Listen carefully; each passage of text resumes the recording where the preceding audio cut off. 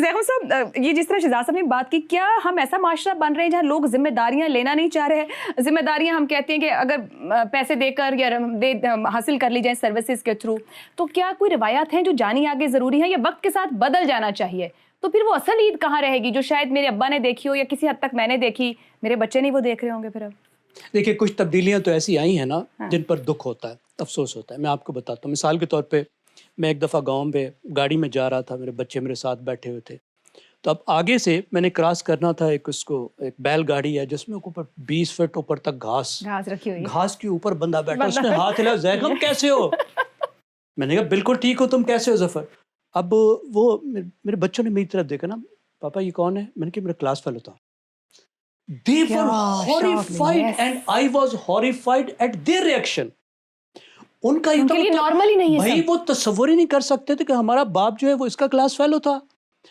ये जो गांव में एक बात होती थी कि ये जो तकसीम है, ये तकसीम जो थी क्लास बेस्ड नहीं थी। यस, नहीं थी। मेरे बचपन गांव में जिम्मेदार का जहाँ घर होता था वहीं पे गधे वाला का भी घर होता था, कुम्हार भी वहां रहता था, ठीक है जी, वहीं पे लोहार भी रहता था, हमारे साथ वो क्लास में भी वो सबके साथ पढ़ते थे ऐसे। और आज तक we can feel their pain. उनके साथ हम खुशी भी आज भी मना सकते हैं, उनके साथ दुख आज भी फील कर सकते हैं। जब जाते हैं तो मिलते भी हैं, गले लगा के मिलते हैं, उसी तरीके से वो भी महसूस कर रहे होते हैं जैसे हम बचपन के दोस्त हैं वो भी महसूस कर रहे होते हैं।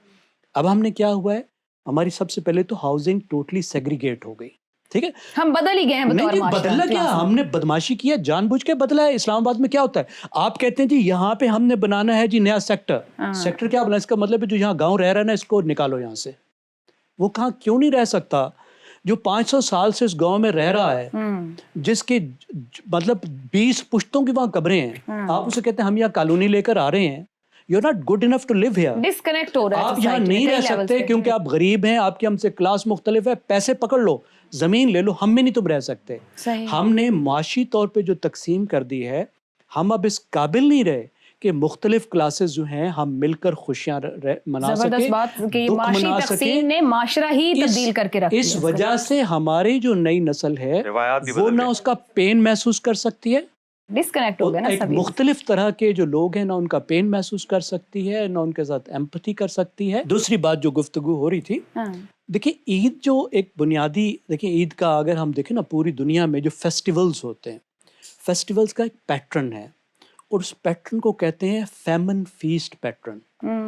पहले आप एक तकलीफ बर्दाश्त करते हैं, उस तकलीफ पे एंड पे आपको परवरदिगार कहता है कि अब खुशी मनाओ। 30 दिन भूखे रहो, अब एक दिन ईद मनाओ। अपनी जेब से कुछ